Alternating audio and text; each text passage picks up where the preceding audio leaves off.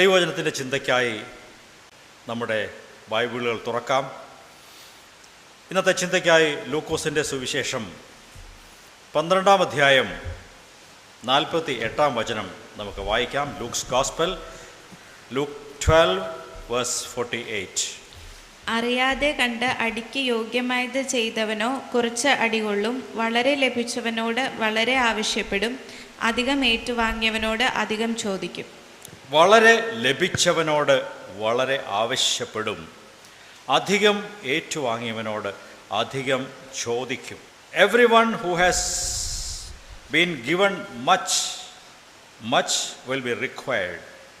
And to whom they entrusted much of him, they will ask the more. കണക്ക് ബോധിപ്പിക്കേണ്ടവരായ കാര്യവിചാരകന്മാർ എന്ന കാര്യത്തെക്കുറിച്ചാണ് നാം ഇന്ന് ചിന്തിക്കുന്നത്.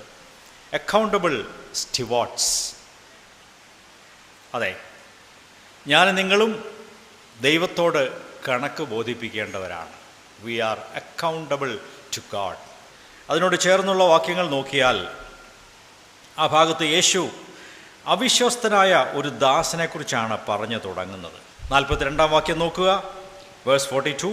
തക്ക സമയത്ത് ആഹാരം വീതം കൊടുക്കേണ്ടതിന് യജമാനൻ തൻ്റെ വേലക്കാരുടെ മേൽ ആക്കുന്ന വിശ്വസ്തനും ബുദ്ധിമാനുമായ ഗൃഹവിചാരകൻ ആര്? ഈ ഒരു ഗ്രഹവിചാരകനെ കുറിച്ചാണ് യേശു ചോദിക്കുന്നത്. ഒരാൾ ഒരു വലിയ ബിസിനസ്സുകാരനോ ഒരു വലിയ ധനവാനായ ആളും അല്ലെങ്കിൽ അങ്ങനെ ഒരാൾ അയാളുടെ ബിസിനസ്സിനെ കൈകാര്യം ചെയ്യാനായിട്ടൊരു മാനേജറെ ആക്കി വെച്ചിട്ടുണ്ട്. അങ്ങനെയുള്ളവരെയാണ് ഗ്രഹവിചാരകന്മാർ അഥവാ കാര്യവിചാരകന്മാർ എന്ന് പറയുന്നത്. ഇന്നത്തെ ഭാഷയിൽ പറഞ്ഞാൽ ഒരു സ്ഥാപനത്തിൻ്റെ മാനേജർ, കാര്യങ്ങളെല്ലാം നോക്കി നടത്തുന്നവൻ എന്നർത്ഥം. അങ്ങനെ ഒരു മാനേജറുടെ കാര്യമാണ് യേശു പറയുന്നത്. തക്ക സമയത്ത് ജീവനക്കാർക്ക് എല്ലാം വേണ്ട ആഹാര വീതം കൊടുക്കുകയും വീട്ടിലുള്ളവർക്കെല്ലാം ആവശ്യമുള്ളത് കൊടുക്കുകയും ഒക്കെ ചെയ്യാൻ വേണ്ടി വേലക്കാരുടെ മേൽ ആക്കി വെച്ച വിശ്വസ്തനും ബുദ്ധിമാനുമായ ഗ്രഹവിചാരകൻ ആരാണ്? എന്നെയും നിങ്ങളെക്കുറിച്ച് ദൈവം ആഗ്രഹിക്കുന്നത് ഇതാണ്. വിശ്വസ്തനും ബുദ്ധിമാനുമായ ഒരു കാര്യവിചാരകൻ. ദൈവം നമ്മെ ഏൽപ്പിച്ച അനേകം കാര്യങ്ങളുണ്ട്, അനേകം റിസോഴ്സസ് ദൈവം നമ്മെ ഏൽപ്പിച്ചിട്ടുണ്ട്. അതൊക്കെയും ഏറ്റവും ജ്ഞാനത്തോടെ വിശ്വസ്തയോടെ കൈകാര്യം ചെയ്യണം. അത് ഏറ്റവും അധികം പ്രയോജനപ്പെടുത്തണം എന്ന് ദൈവം നമ്മെക്കുറിച്ച് ആഗ്രഹിക്കുന്നു. ഇവിടെ 2 തരം കാര്യവിചാരകന്മാരെക്കുറിച്ചാണ് യേശു പറഞ്ഞത്. ആദ്യം നാം 42-ാം വചനത്തിൽ വായിച്ചത് വിശ്വസ്തനും ബുദ്ധിമാനുമായ ഒരു മാനേജർ അഥവാ ഒരു കാര്യവിചാരകൻ. ഈ കാര്യവിചാരകൻ അഥവാ സ്റ്റിവാർഡ്, മാനേജർ എന്നൊക്കെ പറയുമ്പോൾ നമ്മെക്കുറിച്ചാണ് സംസാരിക്കുന്നത് എന്ന് നമ്മുടെ മനസ്സിലുണ്ടായിരിക്കണം. ഈ ആൾ ഞാനാണ്, ദൈവം എന്നെയാണ് കാര്യവിചാരകത്വത്തിൽ ഏൽപ്പിച്ചിരിക്കുന്നത്. ഇനിയും 45-ാം വാക്യം കൂടെ വായിക്കാം. അവിടെ വേഴ്സ് 45-ൽ അത്ര വിശ്വസ്തനല്ലാത്ത ഒരു കാര്യവിചാരകനെക്കുറിച്ചാണ് യേശു പറയുന്നത്. വായിക്കാം. എന്നാൽ ദാസൻ യജമാനൻ താമസിച്ചേ വരികയുള്ളൂ എന്ന് ഹൃദയത്തിൽ പറഞ്ഞ് ബാല്യക്കാരെയും ബാല്യക്കാരികളെയും തല്ലുവാനും തിന്നുകുടിച്ച് മതിക്കുവാനും തുടങ്ങിയാൽ അവൻ നോക്കിയിരിക്കാത്ത നാളിലും അറിയാത്ത നാഴികയിലും ആ ദാസന്റെ യജമാനൻ വന്ന് അവനെ ദണ്ഡിപ്പിക്കുകയും അവന് അവിശ്വാസികളോടുകൂടെ പങ്ക് കൽപ്പിക്കുകയും ചെയ്യും. ഇവിടെ രണ്ടാമത് പറയുന്ന ഈ ദാസനെക്കുറിച്ച്, ഈ മാനേജറിനെ കുറിച്ച് പറഞ്ഞാൽ അയാൾ അവിശ്വസ്തനാണ്. അയാളെ ഏൽപ്പിച്ച ഉത്തരവാദിത്തങ്ങൾ നന്നായി നിർവഹിച്ചില്ല. അയാൾക്ക് സ്വന്തം സന്തോഷവും സ്വന്തം എൻജോയ്മെൻറ്റ്സുമാണ് തനിക്ക് താല്പര്യം. അതുകൊണ്ട് തനിക്ക് ഇഷ്ടം പോലെയൊക്കെയും അയാൾ പ്രവർത്തിച്ചു. ജോലിക്കാരെയൊക്കെ തല്ലുകയും അടിക്കുകയും ഇഷ്ടം പോലെ മദ്യം കുടിച്ച് മതിക്കുവാനും തുടങ്ങി. നാം ഓരോരുത്തരും ഇതിലേത് കൂട്ടത്തിൽ പെടുന്നു എന്നാണ് യേശു ചോദിച്ചത്. ഞാനും നിങ്ങളും ദൈവത്താൽ വളരെ കാര്യങ്ങൾ ഭരമേൽപ്പിക്കപ്പെട്ട ആളുകളാണ്. അത് നാം വിശ്വസ്തയോടെ കൈകാര്യം ചെയ്യുന്നുണ്ടോ? നമ്മുടെ കയ്യിൽ ദൈവം തന്ന സാധ്യതകളും സാഹചര്യങ്ങളും ഒക്കെ ദൈവത്തിന് വേണ്ടി, ദൈവരാജ്യത്തിന് വേണ്ടി നാം ഭംഗിയായി ചെലവഴിക്കുന്നുണ്ടോ, വിനിയോഗിക്കുന്നുണ്ടോ, കാര്യങ്ങളെ ശരിക്കും മാനേജ് ചെയ്യുന്നുണ്ടോ എന്നാണ് ദൈവം നമ്മെക്കുറിച്ച് ചോദിക്കുന്നത്. പ്രിയപ്പെട്ടവരെ, വിശ്വസ്തരായ കാര്യവിചാരകന്മാരായിരിക്കുവാൻ ഇവിടെ ഇരിക്കുന്ന ഓരോരുത്തരെക്കുറിച്ചും ദൈവം ഇന്ന് ആഗ്രഹിക്കുന്നു. ഇത് സംബന്ധിച്ച് ഒരു വചനം കൂടെ അപ്പോസ്തലനായ പൗലോസിൻ്റെ പുസ്തകത്തിൽ നിന്നും 1 കൊരിന്ത്യർ 4-ാം അധ്യായം രണ്ടാം വചനം നമുക്കെടുക്കാം. 1 Corinthians chapter 4 verse 2. ഗ്രഹവിചാരകന്മാരിൽ അന്വേഷിക്കുന്നതോ അവർ വിശ്വസ്തരായിരിക്കണം എന്നത്രേ. It is required of stewards that one be found trustworthy. ഒരു മാനേജർ അഥവാ ഗ്രഹവിചാരകൻ വിശ്വസ്തനായിരിക്കണം. ഉടമസ്ഥൻ പറഞ്ഞേൽപ്പിച്ച കാര്യങ്ങളൊക്കെയും അതുപോലെ അങ്ങോട്ടും ഇങ്ങോട്ടും മാറാതെ അത് നിർവഹിക്കുന്നവനായിരിക്കണം. നമ്മുടെ ഉടമസ്ഥൻ കർത്താവായ യേശുവാണ്. നമ്മെ ഓരോ സ്ഥലങ്ങളിൽ ഗ്രഹവിചാരകന്മാരായി ഏർപ്പെടുത്തിയിരിക്കുന്നു. ഒരുപക്ഷെ ഭവനത്തിൽ ആയിരിക്കും, നമ്മുടെ വീട്ടിൽ മക്കളെയൊക്കെ കൈകാര്യം ചെയ്ത് നടത്തിക്കൊണ്ടു പോകുന്ന ഒരു ഗ്രഹവിചാരകത്വമാകാം. അതും ഒരു ഉത്തരവാദിത്വമാണ്. അല്ലെങ്കിൽ ഒരു ജോലി ചെയ്യുന്ന സ്ഥലത്ത്, ഒരു സ്ഥാപനത്തിൽ കാര്യങ്ങൾ ചെയ്തുകൊണ്ട് പോകാനുള്ള ഒരു ഉത്തരവാദിത്വം നിങ്ങളെ ഏൽപ്പിച്ചു കാണും. അല്ലെങ്കിൽ സഭയിൽ മറ്റുള്ളവരെ അനുഗ്രഹിക്കാനുള്ള ഒരു ഉത്തരവാദിത്വം ദൈവം നിങ്ങളെ ഏൽപ്പിച്ചു കാണും. പ്രത്യേകിച്ചും ഈ ഉത്തരവാദിത്തങ്ങളെക്കുറിച്ച്, അക്കൗണ്ടബിലിറ്റിയെക്കുറിച്ച് പറയുമ്പോൾ ഏതാണ്ട് കുറഞ്ഞ പക്ഷം ഒരു 5 മേഖലകളിൽ വിശ്വസ്തരായിരിക്കുവാൻ ദൈവം നമ്മെക്കുറിച്ച് പ്രതീക്ഷിക്കുന്നു.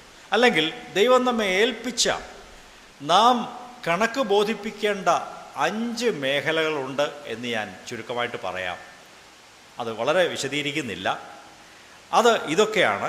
1, സമയം, അല്ലെങ്കിൽ നമ്മുടെ ജീവിതത്തിൻ്റെ സമയം. 2, നമ്മുടെ ശരീരവും ആരോഗ്യവും. 3, ദൈവം നമ്മെ ഏൽപ്പിച്ച സ്വത്ത്, പണം, ഇതൊക്കെ. 4, ദൈവം നമുക്ക് നൽകിയ സ്വാധീന ശക്തികൾ, ഇൻഫ്ലുവൻസസ്. 5, ദൈവവചനവും ദൈവികമായ കൃപകളും വരങ്ങളും ഒക്കെ. ഈ 5 മേഖലകളിലും നമുക്കൊക്കെ കുറച്ചും കൂടിയും ഓരോ അളവിൽ ഈ കാര്യങ്ങൾ ദൈവം നമ്മെ ഏൽപ്പിച്ചിട്ടുണ്ട്. വിശ്വസ്തരായി അത് കൈകാര്യം ചെയ്യുന്നുണ്ടോ എന്ന് ഇന്ന് രാവിലെ പരിശോധിക്കാം. ഒന്നാമത്തെ കാര്യം, ദൈവം നമുക്ക് നൽകിയ സമയമാണ്. 70 വർഷമോ അല്ലെങ്കിൽ 80 വർഷമോ, ചിലപ്പോൾ ആയുസ് നീട്ടിക്കിട്ടിയാൽ 90 100 വയസ്സ് വരെയൊക്കെ ആളുകൾ ചുരുക്കമായി ജീവിച്ചിരിക്കും. എങ്കിലും ദൈവം നൽകിയ ആയുസ് പരമാവധി ദൈവരാജ്യത്തിന് വേണ്ടി ഫലപ്രദമായി ചെലവിടുവാനായിട്ട് ദൈവം നമ്മെക്കുറിച്ച് ആഗ്രഹിക്കുന്നു. നമുക്ക് ഒരു വചനം അത് സംബന്ധിച്ച് നോക്കാം. എഫേസ്യരുടെ പുസ്തകം 5-ാം അധ്യായം 16-ാം വാക്യം. എഫീഷ്യൻസ് ചാപ്റ്റർ 5 വേഴ്സ് 16 വായിക്കാം.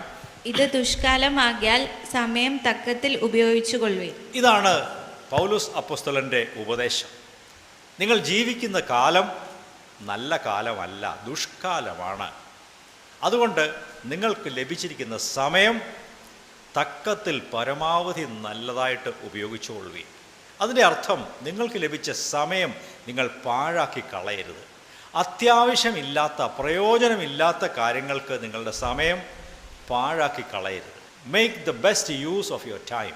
ദൈവം നമ്മെ ഏൽപ്പിച്ച ആ കാര്യവിചാരകത്വം നാം നന്നായി നിർവഹിക്കുന്നുണ്ടോ? ഒരു ദിവസം നമ്മുടെ കാര്യവിചാരകത്വം സംബന്ധിച്ച് ദൈവത്തിന് കണക്ക് ബോധിപ്പിക്കേണ്ട ഒരു ദിവസം വരുമ്പോൾ നമ്മുടെ ദൈവം ചോദിക്കാം, മകനെ, മകളെ, നിൻ്റെ സമയമൊക്കെ എങ്ങനെയാണ് ചിലവഴിച്ചത്? അപ്പോൾ നമുക്ക് വ്യക്തമായ മറുപടി കൊടുക്കാനുണ്ടാകണം. കർത്താവേ, ഇന്ന കാര്യങ്ങൾക്കായി ഞാൻ സമയം ചിലവഴിച്ചു. അപ്പോൾ ദൈവം പറയും, ഞാൻ സന്തോഷിക്കുന്നു, നീ ചെയ്തത് നല്ലതാണ് എന്ന് പറയും.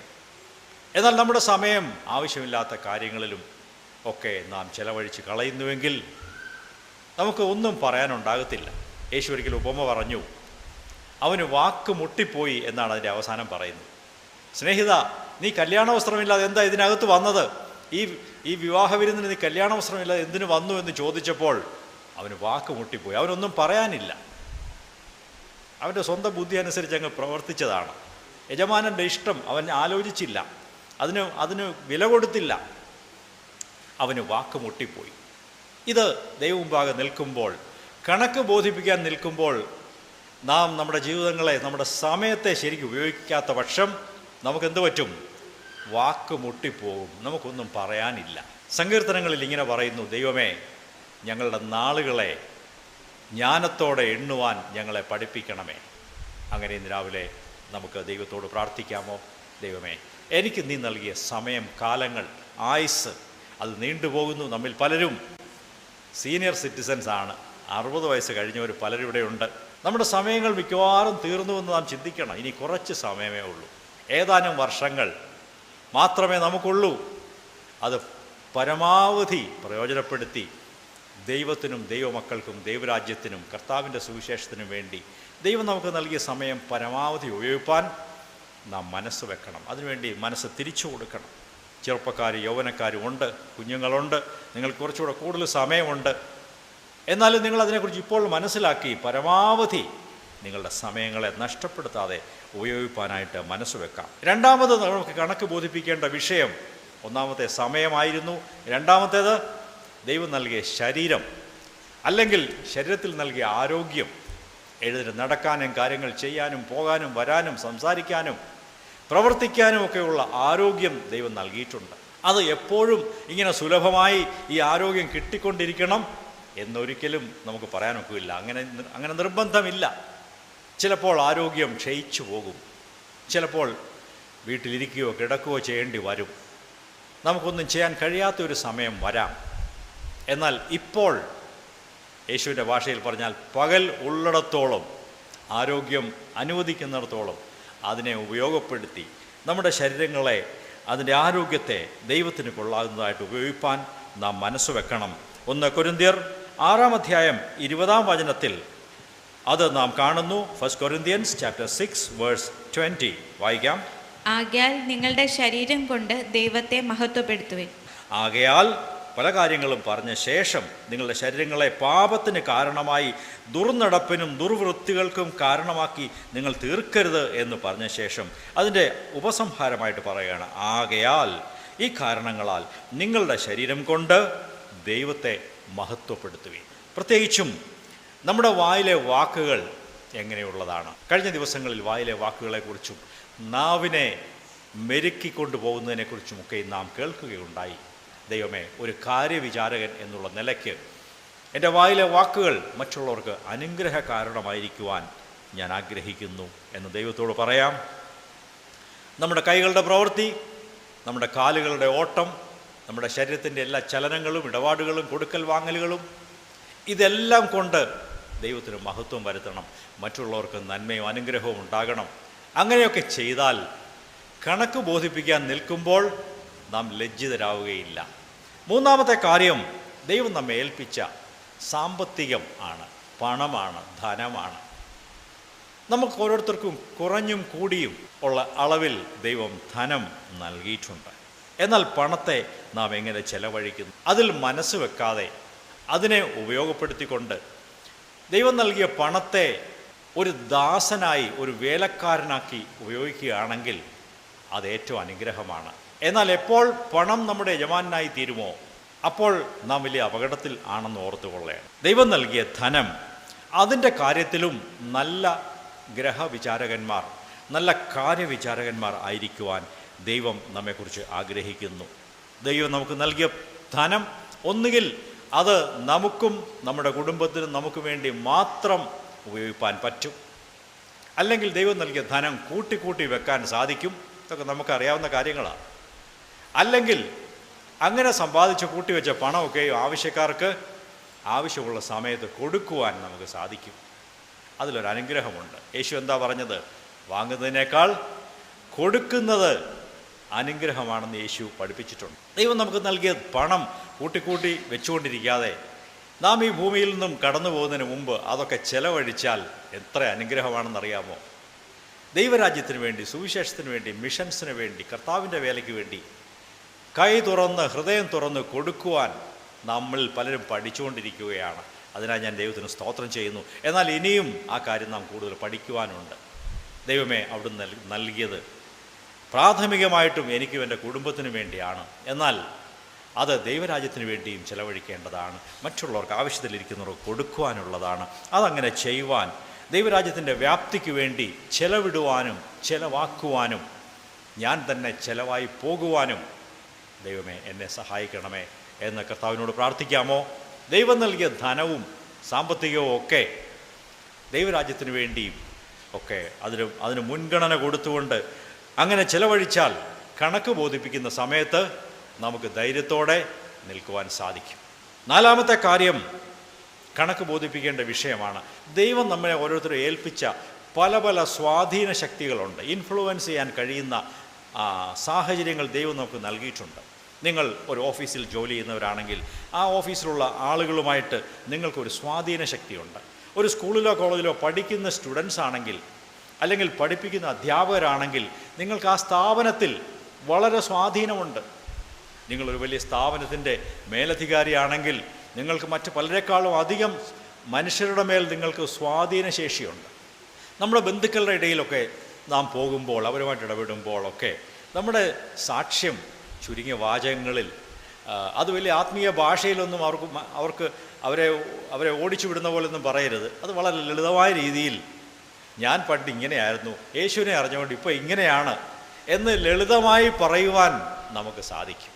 അതെങ്ങനെയെങ്കിലുമൊക്കെ മറ്റുള്ളവരുടെ മുൻപിൽ അത് അവതരിപ്പിക്കുവാനും അവരിലൊരു സ്വാധീനത ഉണ്ടാക്കുവാനും നമുക്ക് സാധിക്കും. പ്രിയപ്പെട്ട സഹോദരി സഹോദരന്മാരെ, കണക്ക് ബോധിപ്പിക്കുവാൻ നാം കടപ്പാടുള്ളവരാണ്. അതുകൊണ്ട് ഈ പറഞ്ഞ കാര്യങ്ങളിൽ, ഈ മേഖലകളിൽ ദൈവമേ അക്കൗണ്ടബിളായിരിക്കുവാൻ, കണക്ക് ബോധിപ്പിക്കുവാൻ, തയ്യാറായി ജീവിക്കുവാൻ എന്നെ സഹായിക്കണമേ എന്ന് പ്രാർത്ഥിച്ചുകൊള്ളുക. ഒടുവിലായി ഒരു കാര്യം കൂടെ പറഞ്ഞ് ഞാൻ ആ ഭാഗം വിടാം. അതായത് ദൈവം നമ്മെ തൻ്റെ വചനം ഏൽപ്പിച്ചിട്ടുണ്ട്, ദൈവവചനമായ ബൈബിൾ ഏൽപ്പിച്ചിട്ടുണ്ട് എന്ന് മാത്രമല്ല, ഈ ബൈബിളിലെ ആത്മീയ സത്യങ്ങൾ കഴിഞ്ഞ അനേക വർഷങ്ങളായി ദൈവം നമുക്ക് നമ്മുടെ കണ്ണിന് മുമ്പിൽ തുറന്നു തന്നിരിക്കുകയാണ്. യേശുക്രിസ്തുവിനെക്കുറിച്ചും അവിടുത്തെ ജീവിതത്തെക്കുറിച്ചും ക്രിസ്തുവിൽ കൂടെയുള്ള വീണ്ടെടുപ്പിനെക്കുറിച്ചും രക്ഷയെക്കുറിച്ചും പുതിയ ജീവിതം സംബന്ധിച്ചുമൊക്കെ ദൈവം തൻ്റെ വചനത്തിൽ കൂടെ നമ്മളെ പഠിപ്പിച്ചിട്ടുണ്ട്. ഈ വചനം, നമുക്ക് ലഭിച്ച വചനം, അതിനെ ഏറ്റെടുത്ത് പ്രയോജനപ്പെടുത്തി മറ്റുള്ളവരെയും അതുകൊണ്ട് അനുഗ്രഹിക്കുവാനായിട്ട് നമുക്കൊരു ബാധ്യതയില്ലേ? നമുക്ക് ലഭിച്ച വചനം നമ്മിൽ തന്നെ ഇരുന്ന് അസ്തമിച്ചു പോകാതെ മറ്റുള്ളവർക്കത് കൊടുക്കുവാൻ നമുക്കൊരു ബാധ്യതയുണ്ട്. അല്ലെങ്കിൽ ദൈവം നമുക്ക് നൽകിയ കൃപകളും കൃപാവരങ്ങളും, ശുശ്രൂഷിക്കാനുള്ള വരങ്ങളും, പ്രസംഗിക്കാനോ പാടാനോ പ്രാർത്ഥിക്കാനോ മറ്റുള്ളവരോട് സംസാരിക്കാനോ പ്രാർത്ഥിക്കാനോ ഒക്കെയുള്ള വരങ്ങൾ നമുക്ക് നൽകിയിട്ടുണ്ട്. ഓരോ കൃപകൾ ദൈവം നമുക്ക് നൽകിയിട്ടുണ്ട്. ആ കൃപകളെ നാം ശരിയാവണ്ണം പ്രയോജനപ്പെടുത്തിയിട്ടുണ്ടോ എന്ന് ദൈവം നമ്മോടൊരു ദിവസം ചോദിക്കും. അക്കൗണ്ടബിൾ ആണോ നാം ഈ കാര്യത്തിൽ? പത്രോസിൻ്റെ ലേഖനത്തിൽ നാം അതിനെക്കുറിച്ച് ഇങ്ങനെയാണ് വായിക്കുന്നത്. 1 പത്രോസ് 4-ാം അധ്യായം 10-ാം വചനം വായിക്കാം. 1 Peter chapter 4 verse 10. ഓരോരുത്തന് വരം ലഭിച്ചതുപോലെ വിവിധമായുള്ള ദൈവകൃപയുടെ നല്ല ഗ്രഹവിചാരകന്മാരായി അതിനെക്കൊണ്ട് അന്യോന്യം ശുശ്രൂഷിക്കുവിൻ. ദൈവം നിങ്ങൾക്ക് നൽകിയ കൃപകളെ, വരങ്ങളെ, ശുശ്രൂഷകളെ നിങ്ങൾ കാര്യമായിട്ട് എടുക്കുകയും അതിനെ പ്രയോജനപ്പെടുത്തുകയും ചെയ്യണം. എല്ലാവർക്കും എല്ലാ വരങ്ങളും ഇല്ല, എല്ലാവർക്കും എല്ലാ കൃപാവരങ്ങളും ഇല്ല, എല്ലാവരും ബൈബിൾ ടീച്ചേഴ്സ് അല്ല, എല്ലാവരും പ്രവാചകന്മാരോ പ്രസംഗകരോ അല്ല. എന്നാൽ ദൈവം നൽകിയ വരങ്ങൾ ഓരോരുത്തർക്കും ഉണ്ട്. നാം എന്തു ചെയ്യണം? ദൈവം നമുക്ക് നൽകിയ വരങ്ങളെ തിരിച്ചറിഞ്ഞ് കണ്ടെത്തി അതിനെ ദൈവമഹത്വത്തിനു വേണ്ടി, മറ്റുള്ളവരുടെ അനുഗ്രഹത്തിനു വേണ്ടി പ്രയോജനപ്പെടുത്തുവാനാണ് ദൈവം നമ്മെക്കുറിച്ച് ആഗ്രഹിക്കുന്നത്. We are accountable. നാം കണക്ക് ബോധിപ്പിക്കേണ്ടവരാണ്. ഇനി 1-2 ദൃഷ്ടാന്തങ്ങൾ ഞാൻ കാണിക്കാൻ ആഗ്രഹിക്കുന്നു. ഒന്ന് യേശുവിൻ്റെ ഉപമയിൽ നിന്നാണ്.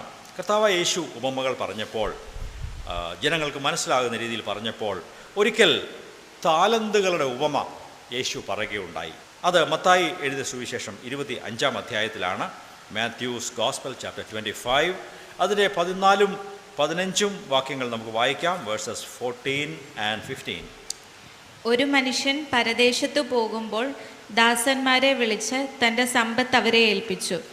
ഒരുവൻ 5 താലന്ത്, ഒരുവന് 2, ഒരുവന് 1, ഇങ്ങനെ ഓരോരുത്തരും അവനവൻ്റെ പ്രാപ്തി പോലെ കൊടുത്തു യാത്ര പുറപ്പെട്ടു. നോക്കുക, ഈ യജമാനൻ ദൂരയാത്ര പോകുമ്പോൾ, പരദേശത്ത് പോകുമ്പോൾ തൻ്റെ ദാസന്മാരെ വിളിച്ച് തൻ്റെ സമ്പത്ത് അവർക്ക് വീതിച്ചു കൊടുത്തു.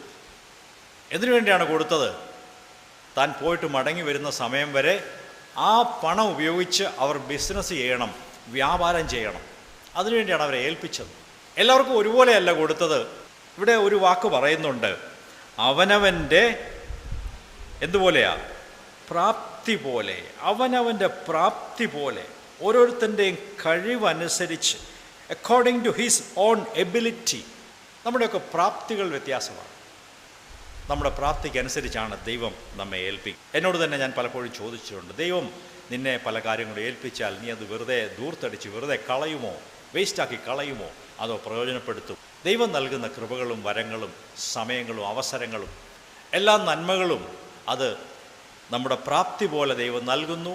അത് നാം ഏറ്റവും എഫക്റ്റീവായി ഏറ്റവും ഫലപ്രാപ്തി ഉണ്ടാക്കുന്ന അളവിൽ അതുകൊണ്ട് വ്യാപാരം ചെയ്യണം.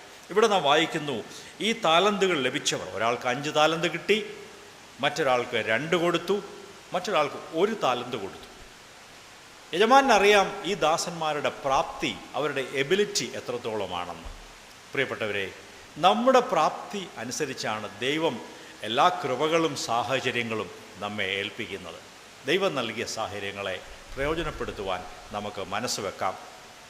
കഴിഞ്ഞ അനേക വർഷങ്ങളിൽ മിഷൻസിനും മറ്റും യാത്ര ചെയ്തപ്പോൾ ഞാൻ പല ദൈവദാസന്മാരെയും കണ്ടിട്ടുണ്ട്. അവരുടെയൊക്കെ പ്രാപ്തി പല പല അളവിലാണ്. ചിലരെ സംബന്ധിച്ച് ധാരാളം ആളുകളെ സ്വീകരിക്കാനും അവരെ കൈകാര്യം ചെയ്യാനും അവരോടുകൂടെ നടക്കാനും പ്രവർത്തിക്കാനും അവരെ പ്രോത്സാഹിപ്പിക്കാനും ആയിരക്കണക്കിന് ആളുകളുടെ കൈകാര്യം ചെയ്യാനുമുള്ള പ്രാപ്തി അവർക്ക് ദൈവം കൊടുത്തിട്ടുണ്ട്. അവരൊക്കെ അത് നല്ലതായിട്ട് ഉപയോഗിക്കുകയും ചെയ്യുന്നുണ്ട്. എന്നാൽ നമ്മിൽ പലരെ സംബന്ധിച്ച് നമുക്ക് അത്രയും പ്രാപ്തിയില്ല. നമുക്ക് കുറച്ച് പേരെ കൈകാര്യം ചെയ്യാനേ അറിയാവൂ. ചിലപ്പോൾ ഒരു ചെറിയ ഭവനത്തിൽ 2, 3, 4 പേരെ കൈകാര്യം ചെയ്യാനുള്ള പ്രാപ്തി ചിലർക്ക് ഉണ്ടാകത്തുള്ളൂ. വേറെ ചിലർക്ക് വലിയ ആൾക്കൂട്ടത്തെ കൈകാര്യം ചെയ്യാൻ കഴിയും. വലിയ ലോകത്തെമ്പാടും പോയി വലിയ ശുശ്രൂഷകൾ ചെയ്യാൻ പ്രാപ്തിയുള്ള ചിലരുണ്ട്. എന്നാൽ അവരെ കൊണ്ട് നാം അസൂയപ്പെടണ്ട. അവർക്ക് ദൈവം അത് കൊടുത്തു, അവരത് ചെയ്യുന്നു. നമുക്ക് ദൈവം ചെറിയ പ്രാപ്തികൾ തന്നിട്ടുണ്ട്. അത് നാം ദൂർത്തടിച്ച് കളയുന്നുണ്ടോ, അത് ഉപയോഗപ്പെടുത്താതെ വെറുതെ നഷ്ടപ്പെടുത്തുന്നുണ്ടോ എന്നുള്ളതാണ് ചോദ്യം. ഇവിടെ 5 താലന്ത് കിട്ടിയവൻ എന്ത് ചെയ്തു? അവൻ വ്യാപാരം ചെയ്തു. യജമാൻ വന്നപ്പോൾ വീണ്ടും 5 കൂടെ നേടി. അവൻ നല്ല ലാഭം ഉണ്ടാക്കി, നല്ലതായിട്ട് ബിസിനസ് ചെയ്തു. യജമാനൻ അവനെ അഭിനന്ദിക്കുന്നു. 2 താലന്ത് നേടിയവനും വീണ്ടും 2 കൂടെ ഉണ്ടാക്കി. യജമാനൻ അവനെ അഭിനന്ദിച്ചു. വെരി ഗുഡ്, നീ നന്നായിട്ട് പ്രവർത്തിച്ചു. 1 താലന്ത് കിട്ടിയവൻ എന്തു ചെയ്തു? എന്തായിരുന്നു അവൻ്റെ കുറ്റം?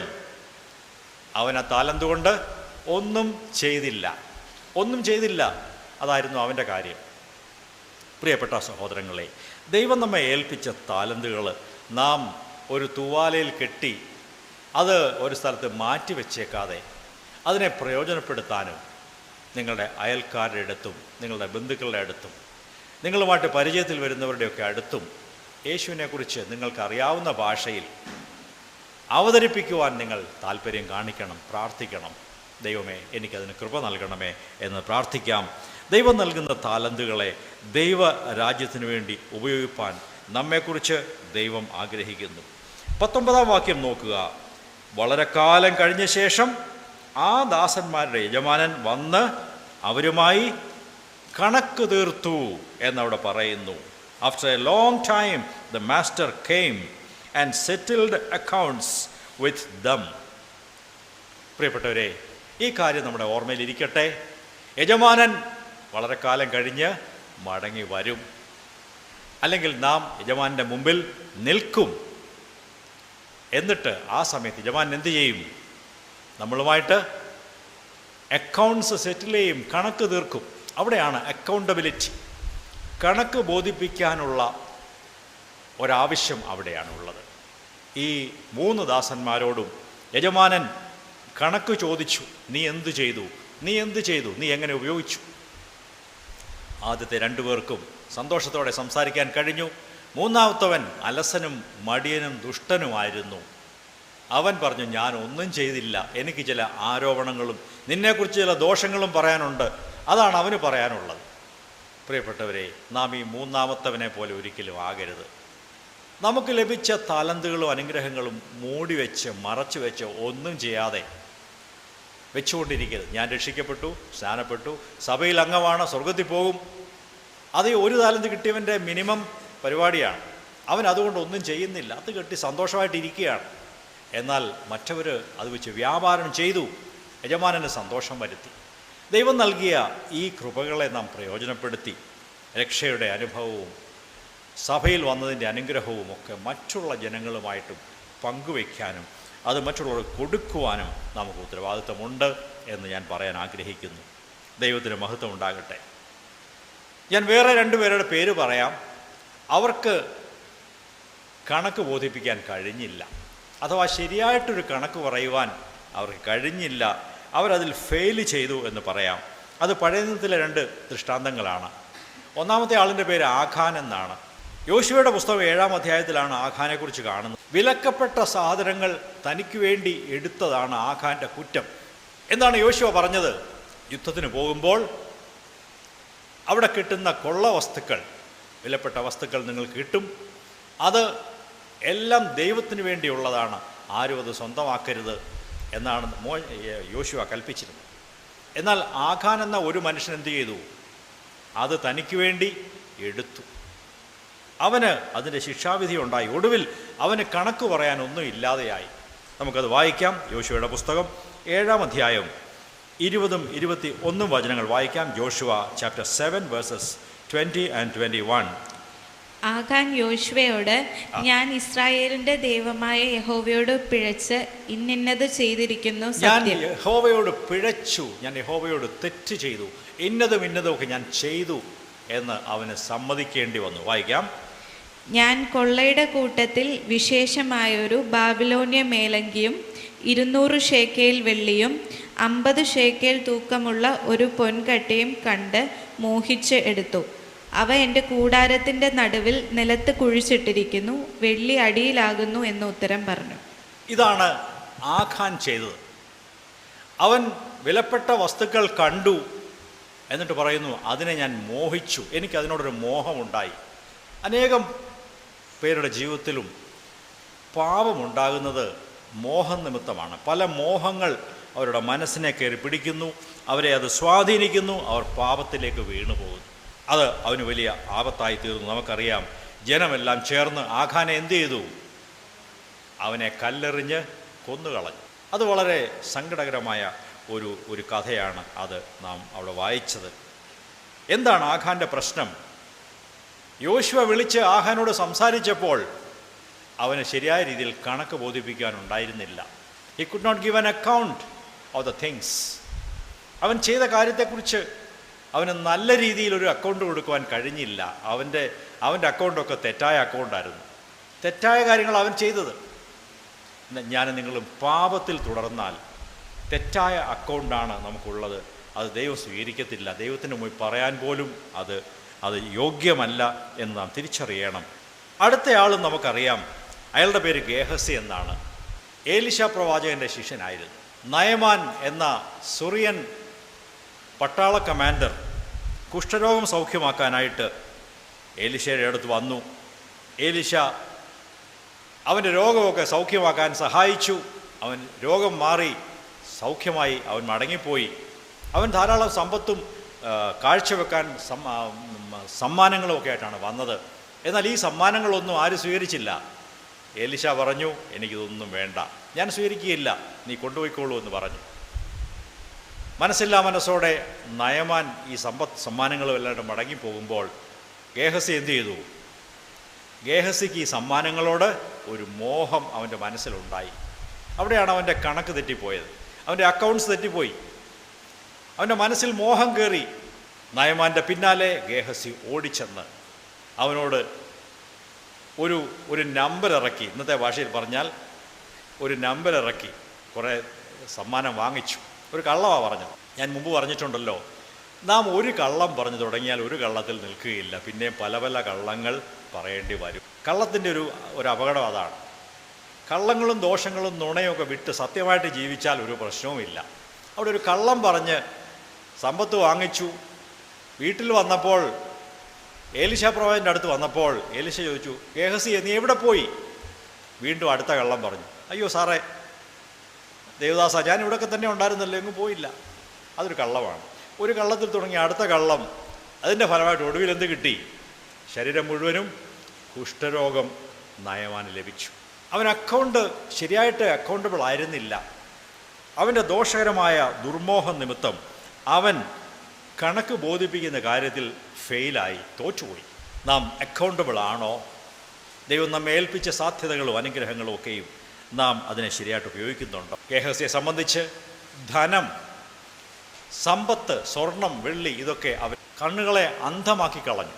അവന് ആത്മീയമായിട്ട് കാണാൻ കഴിഞ്ഞില്ല. അതുകൊണ്ടാണ് അവനൊടുവിൽ ഇങ്ങനെയുള്ള ഒരു ദുരന്തം സംഭവിക്കും. എൻ്റെ വാക്കുകളെ അധികം നീട്ടുന്നില്ല. എന്താണ് നാം പറഞ്ഞു വന്നത്? ഞാനും നിങ്ങളും നമ്മൾ ഓരോരുത്തരും നമ്മുടെ ജീവിതങ്ങളെ സംബന്ധിച്ച് അക്കൗണ്ടബിളാണ്. ഒരു ദിവസം കണക്ക് ബോധിപ്പിക്കേണ്ടവരാണ്. അതിനുവേണ്ടി നാം ഒരുങ്ങി ജീവിക്കണം. ദൈവത്തിന് നല്ല ഒരു കണക്ക് കൊടുക്കത്തക്കവണ്ണം വിശ്വസ്തരായി, നല്ല കാര്യവിചാരകന്മാരായി ദൈവം നമ്മെ ഏൽപ്പിച്ച ഈ പറഞ്ഞ 5 മേഖലകളിലോ അല്ലെങ്കിൽ അതിൽ കൂടുതലും ചിലപ്പോൾ നിങ്ങൾക്ക് കാണാൻ സാധിക്കും. ഈ പറഞ്ഞ 5 മേഖലകളിലെങ്കിലും കണക്ക് ബോധിപ്പിക്കുമാറ് നാം ജീവിക്കേണ്ടത് ആവശ്യമാണ്. ഒടുവിലൊരു ചോദ്യം ചോദിച്ച് ഞാൻ അവസാനിപ്പിക്കാം. ഈ കേട്ട കാര്യങ്ങളൊക്കെ നല്ല കാര്യങ്ങളാണ്. അക്കൗണ്ടബിൾ ആകണം, കണക്ക് ബോധിപ്പിക്കുന്ന, അതിനുവേണ്ടി ഒരുങ്ങിയിരിക്കുന്ന കാര്യവിചാരകർ ആയിരിക്കണമെന്ന് പറഞ്ഞാൽ ശരിയാണ്. നിങ്ങളെല്ലാവരും തലകുലുക്കി സമ്മതിക്കും. എന്നാൽ ഇത് എങ്ങനെ സാധിക്കും എന്നുള്ള ഒരു ചോദ്യമാണ് ഒടുവിൽ ഞാൻ ചോദിക്കുന്നത്. How is this possible? നമ്മെക്കൊണ്ട് ഇത് എങ്ങനെ സാധിക്കും? അത് ദൈവത്തിൻ്റെ സഹായത്താലാണ് സാധിക്കുന്നത്. By God it is possible. ഞാൻ 2-3 വചനങ്ങൾ വായിച്ച് കേൾപ്പിക്കാം. 2 കൊരിന്ത്യർ 3-ാം അധ്യായം 5-6 വചനങ്ങളാണ്. ആദ്യത്തേത് 2 Corinthians chapter 3 verses 5 and 6 വായിക്കാം. ഞങ്ങളിൽ നിന്ന് തന്നെ വരും പോലെ സ്വയമായി വല്ലതും സങ്കല്പിക്കുവാൻ ഞങ്ങൾ പ്രാപ്തരെന്നല്ല, ഞങ്ങളുടെ പ്രാപ്തി ദൈവത്തിൻ്റെ ദാനമത്രേ. ഇവിടെ പൗലോസ് അപ്പോസ്തലൻ പറയുന്നു, ഞങ്ങളിൽ തന്നെ കഴിവുള്ളവരെന്ന് ഞങ്ങൾ പറയുന്നില്ല, ഞങ്ങൾ പ്രാപ്തന്മാരുമല്ല, വി ആർ നോട്ട് കേപ്പബിൾ. എന്നാൽ ഞങ്ങൾക്കുള്ള പ്രാപ്തി ദൈവത്തിൻ്റെ ദാനമാണ്. We are not adequate, we are not sufficient, but our adequacy is from God. കണക്ക് ബോധിപ്പിക്കുവാൻ യോഗ്യമായ അളവിൽ നമ്മെ ജീവിക്കുവാൻ പ്രാപ്തരാക്കുന്നത് ദൈവമാണ്. ദൈവത്തിൽ ആശ്രയിക്കുന്നവർക്ക് ഇത് വലിയ പാടുള്ള കാര്യമല്ല. ദൈവമേ, ഞാൻ അങ്ങേ ആശ്രയിക്കുന്നു, അവിടുന്ന് തന്നെ ശക്തിപ്പെടുത്തണമേ.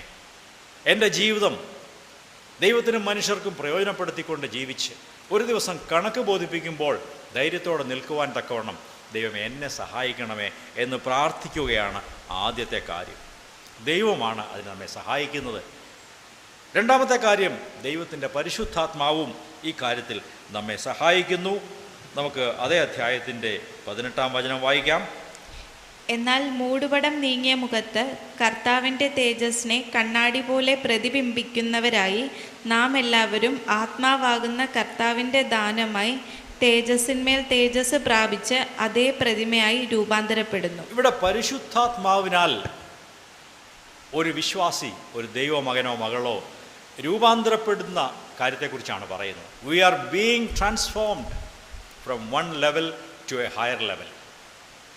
ഓരോരോ പടിപടിയായി ഉയർന്ന തലങ്ങളിലേക്ക് പരിശുദ്ധാത്മാവിനാൽ ഞങ്ങൾ രൂപാന്തരപ്പെട്ടുകൊണ്ടിരിക്കുകയാണ്.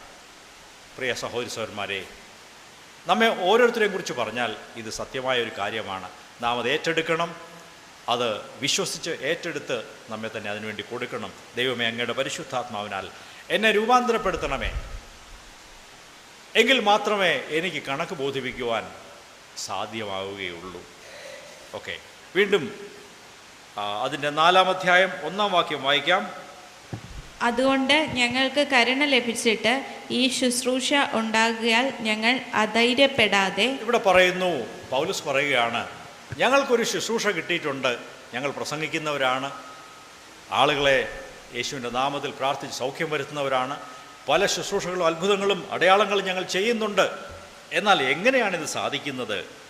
ദൈവത്തിൻ്റെ കരുണ ലഭിച്ചതുകൊണ്ടാണ് ഞങ്ങൾക്ക് ഈ ശുശ്രൂഷ ഉണ്ടായത്. It is by the mercy of God.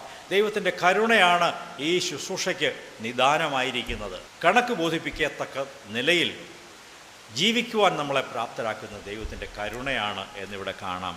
അടുത്തതായിട്ട് ദൈവത്തിൻ്റെ കൃപയാണ് നമ്മെ പ്രാപ്തരാക്കുന്നത് എന്ന് കാണാൻ സാധിക്കും. 2 കൊരിന്ത്യർ 6-ാം അധ്യായം 1-ാം വചനം കൂടെ വായിക്കാം. നിങ്ങൾക്ക് ദൈവത്തിൻ്റെ കൃപ ലഭിച്ചത് വ്യർത്ഥമായി തീരരുത് എന്ന് ഞങ്ങൾ സഹപ്രവർത്തിക്കാരായി നിങ്ങളെ പ്രബോധിപ്പിക്കുന്നു. ഇവിടെ ദൈവമക്കളോട് പറയുകയാണ്, കൊരിന്തിലെ വിശ്വാസികളെ, നിങ്ങൾക്ക് ദൈവത്തിൻ്റെ കൃപ ലഭിച്ചിട്ടുണ്ട്. ആ കൃപയെ നിങ്ങൾ വൃഥാവാക്കി കളയരുത്. പ്രിയപ്പെട്ടവരെ, ദൈവത്തിൻ്റെ കൃപയാണ്, ദൈവത്തിൻ്റെ ശക്തിയാണ് നമ്മെ ഈ കാലങ്ങളിൽ ജയകരമായി പാപത്തെ വിട്ടൊഴിഞ്ഞ് പരിശുദ്ധമായി പവിത്രമായി ജീവിക്കുവാൻ നമ്മെ പ്രാപ്തരാക്കുന്നത് ദൈവത്തിൻ്റെ കൃപയാണ് എന്ന് ഞാൻ പറയാൻ ആഗ്രഹിക്കുന്നു. It is the grace of God. ആകയാൽ നമുക്ക് ഈ കാലങ്ങളിൽ ദൈവത്തെ കൂടുതൽ ആശ്രയിക്കുകയും കൂടുതൽ ദൈവത്തെ മുറുകെ പിടിക്കുകയും അവനോട് ചേർന്ന് നിൽക്കുകയും ചെയ്ത് നമുക്ക് മുമ്പോട്ട് ജീവിക്കാം. നമ്മുടെ ഓരോ സാഹചര്യങ്ങളിലും, വീട്ടിലും, ജോലിസ്ഥലത്തും, അയൽക്കാരുടെ ഇടയിലും, മാർക്കറ്റിലും, സഭയിൽ വരുമ്പോഴും, നാം യാത്ര ചെയ്യുമ്പോഴും, എല്ലാ സ്ഥലങ്ങളിലും ദൈവകൃപയെ പ്രയോജനപ്പെടുത്തിക്കൊണ്ട് ദൈവത്തിൻ്റെ ആത്മാവിൻ്റെ ശക്തിയാൽ നാം ജീവിച്ച് മറ്റുള്ളവർക്കൊരു അനുഗ്രഹമായി ജീവിച്ച് മുമ്പോട്ട് പോയാൽ ഒരു നാൾ ദൈവമുമ്പാകെ നിൽക്കുമ്പോൾ നമുക്ക് ലജ്ജിതരാകാതെ ദൈവത്തിൻ്റെ മുമ്പിൽ കണക്ക് ബോധിപ്പിക്കുവാൻ സാധിക്കും.